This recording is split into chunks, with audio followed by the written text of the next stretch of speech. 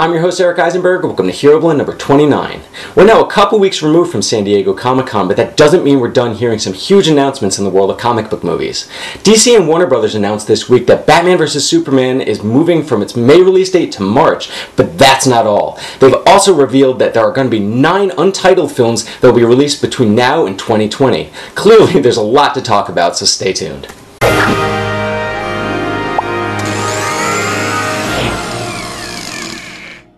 Welcome back, everyone. I am very happy to once again have on the show Miss Roth Cornet from IGN. How's it going? Well, thank you for that welcome. It is an exciting day. It is an exciting week for comic book movies. I think that's fair to say, yeah? Yeah, lots of news this week. Big news today. Big news today about basically the entire DC universe. We've been talking a lot about Marvel these past couple of weeks, with Guardians coming out, the whole big Comic-Con thing, which of course is kind of everything. But this week, it's DC. Like, this is all DC time, because we got some big announcements here this week. First and foremost Being Batman vs. Superman moving away from Captain America 3. It's no longer going to be released the first weekend of May, where it was scheduled for a couple months now.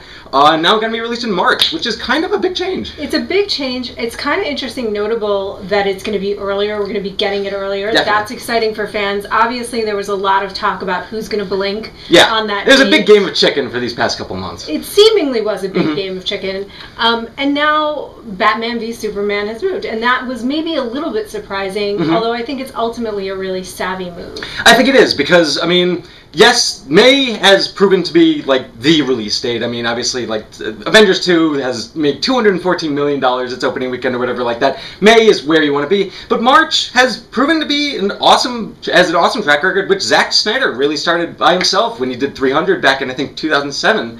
And since then, we've seen many, many incredibly successful blockbusters come out during that month. And it's interesting because the idea of the summer film is now moving, right? It's going to start earlier and earlier. March, head into September practically. I mean, I feel like it's just going to be the whole year at this point. I feel like this. I mean, look, it's no mistake that this happened after Guardians had such a big open. Yeah, I mean, Marvel has kind of proven itself as a brand all by itself. It didn't need Guardians to carry itself. People want to go see Marvel movies. It's also a good movie. Yes, that also, I mean, of course, that did not hurt it. There was great word of mouth and things like that. But I will say this, like, I do think Batman v Superman would have probably won the weekend that weekend, just because we haven't seen that. Right. This is the third Captain America film. But the second one was great. We have good hopes for the third one. I think basically what they decided was not... Were they worried they were going to lose the weekend, but maybe that it would take a big chunk out of their potential revenue. Yeah, honestly, I don't think there was ever a super serious chance that these two were going to open on the same date, only because they were just going to cannibalize each other. I mean, the audiences are the exact same for both of these movies. Which is the whole world. Yeah, exactly. I mean, everyone wants to see these movies. The numbers kind of show that.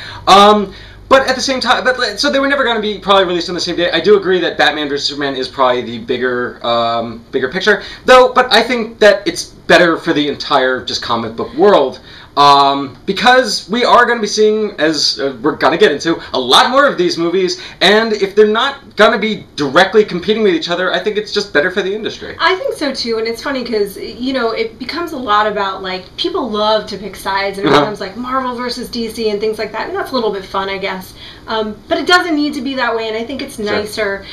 We can just enjoy them all, and I think you were talking about this earlier. We were talking, and you mentioned, I think it's 29 comic book movies that are coming out between now and 2020. Between all the different studios, it's about 20 between Marvel and DC. Yeah, but there's also Fox and Sony. So there's a lot to look forward to. Let's talk about what we might see coming out of I mean, because the DC slate, as we learned this week, it's 2 movies in 2016, 2 movies in 2017, 2 in 2018, 2 in 2019, and 2 in 2020. The only one of these we know, though, is Batman vs. Superman. Everything else is complete mystery for the most part. I think we can make some educated guesses. I think that's fair to say. There's the two Warner Brothers event films, which we're pretty much assuming are Fantastic Beasts, yeah. So let's make some educated guesses. There was a leaked DC release. It's inaccurate dates. It's the inaccurate number of films, but I think there's some things on there that we can expect to see. I think the titles certainly have some validity to them, yeah. We will definitely see a Justice League movie. Justice League movie is inevitable. I think we can almost even call it for 2017. If not only because, I mean, you don't call a movie Dawn of Justice if you're not going to release, within the year, have justice. I mean, that's what you do. Yeah. So I think that's fair to say. I think another one that's almost certainly a lock at this point is the Wonder Woman solo movie. Oh, absolutely. I think that another one that is very likely is Shazam. Shazam, yeah. I mean, we've been kind of more hearing about that one than seeing anything from it. Shazam, Dwayne Johnson was kind of tweeting, hinting about it last week. I guess maybe his contract didn't work out. I'm not really sure why. Like, it seemed like they were kind of building up towards something at Comic-Con that just kind of fizzled and ended up not happening. I don't know what happened, but it does seem like it may happen still, maybe not. Well, my theory about Shazam and how they sort of schedule what they're going to release at Comic-Con, and I've talked about this before, is that basically they want to guide the conversation. The marketing teams are geniuses at wanting to guide our conversations. It's also no big mistake that this comes up the second week heading into Guardians of the Galaxy. Sure, we get the conversation off Guardians for a minute. I don't think it's malicious or anything like that. No. It's just savvy. But people are talking about comic book movies right now, so yeah, introducing the conversation. And it's no mistake that they released not just alone the move of Batman v Superman, that would have been the conversation, but this whole other slate, so that's what we're focused on. Yeah. So I think not announcing Shazam, if it really is happening, at Comic-Con was to keep the focus on, we're excited about Batman v Superman, look at this cool stuff that we're seeing, right? Yeah. Just the way Marvel was like, here we're going to announce only Guardians 2 so that into Guardians 1. You're like, oh, wait, Guardians is getting already a sequel? Oh, I guess it must be amazing. Let's go see that movie. And yeah, it kind of was. So thumbs up to that. But let's talk about, I think we should talk about Wonder Woman for a minute because obviously we haven't seen any female-driven solo superhero films so far, which is stupid at this point. That's just the word you use for it. It's stupid. But it's interesting, right, that it looks like Sony is the one that surprisingly enough it looks like on that. Within the Spider-Man universe, there are certainly female characters, but did I expect them to be the first one to make a female solo movie? No. But we've heard Marvel talk about Captain Marvel a bunch of times, Black Widow possibly getting a solo movie, but DC, I think, is setting itself up to release. I mean, obviously, they're introducing Wonder Woman. They are leading a trail towards a Wonder Woman movie. I think that's probably one that we can expect, but I think that probably what they're doing with Dawn of Justice is introducing us to a bunch of characters and seeing which ones really resonate with the audience. I really do think that a lot of those dates are blank slates at this point. I wouldn't be surprised if in the latter portion it's a Justice League sequel.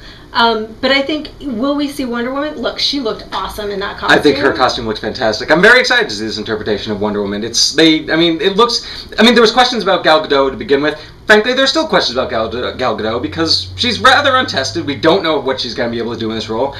Zack Snyder and his team obviously have a lot of faith in her. Again, she looks fantastic in the part. But she is untested. But I think that they must be at least thinking about it. I think they're thinking about it, and I think if there's a hugely positive reaction, that will move forward very quickly. Another strong possibility is a Batman solo film. Yes. We know that Sandman, which is also another with Joseph Gordon-Levitt, and exactly, and it'd be weird to kind of fit that into the larger, say, quote-unquote DC cinematic universe, but it is a DC property, and certainly something they would include. Joseph Gordon-Levitt's now been working on it for a few months, at least since last year, working closely with David Goyer, so that's probably, I think that's definitely on the stage. There's also, the characters that we've heard rumored about for Batman vs. Superman. There's Aquaman with Jason Momoa. You have Ray Fisher playing Cyborg, who I probably won't get his own solo film just yet. He might not, but he may get kind of like a premier role in another film the way that like Black Widow has popped up here and there, and the character is developing more and more and more. Honestly, one thing in the New 52 is the relationship between Shazam and Cyborg, because they're both young. They're both young people. Like there's a connection there. Maybe you could even do something with that. Of course, there's also Flash and Green Lantern. That's another project that was rumored in kind of the earlier stages.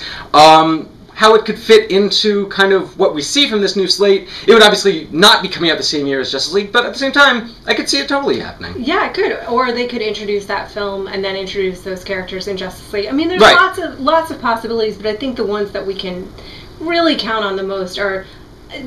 First of all, we haven't even talked about an actual Man of Steel 2. Right, which I think, which we imagine is in the mix. Yeah. we are talking about a whole bunch of just original films, Yeah. which Warner Brothers and DC will need to release just to catch up with Marvel. But sequels keep a franchise running. Like, we're gonna want to see more of Superman.